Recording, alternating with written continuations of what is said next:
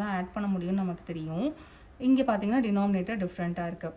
4, 6 and 12 LCM எடுக்கலாமா, cross multiplication பண்ணலாமா என்னன்றதுக்கு முன்னாடி இதில் இருக்கக்கூடிய டினாமினேட்டர் நம்ம இன்னொன்னா மாற்ற முடியுமான்னு பார்க்கலாம். 12 தான் இருக்கிறதுல பெரிய டினாமினேட்டர். என்னால் 4ஐயும் 12ஆக மாற்ற முடியும், 6ஐயும் 12ஆக மாற்ற முடியும்.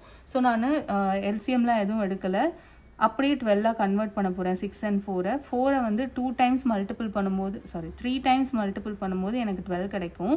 6ஐ 2 times மல்டிபிள் பண்ணும்போது எனக்கு 12 கிடைக்கும். நான் டினாமினேட்டரில் ஒரு சேஞ்ச் பண்ணுறதுனால நியூமரேட்டருக்கும் அதே சேஞ்ச் கொடுக்க போகிறேன். ஸோ என்ன ஆகும், first number 3 into 3 9 divided by 12ன்னு ஆகிடும். ப்ளஸ் செகண்ட் நம்பர் என்ன ஆகும், 5 into 2 10, டினாமினேட்டர் 12, 6 into 2. ஸோ இங்கே பார்த்தீங்கன்னா 2 சைன் பக்கத்தில் இருக்குது. நாம் என்ன பண்ணுவோம், அதை மைனஸ் ஆக்கிடுவோம். அதாவது 2 சைனையும் மல்டிபிள் பண்ணும்போது மைனஸ் வருது. Plus into minus minus.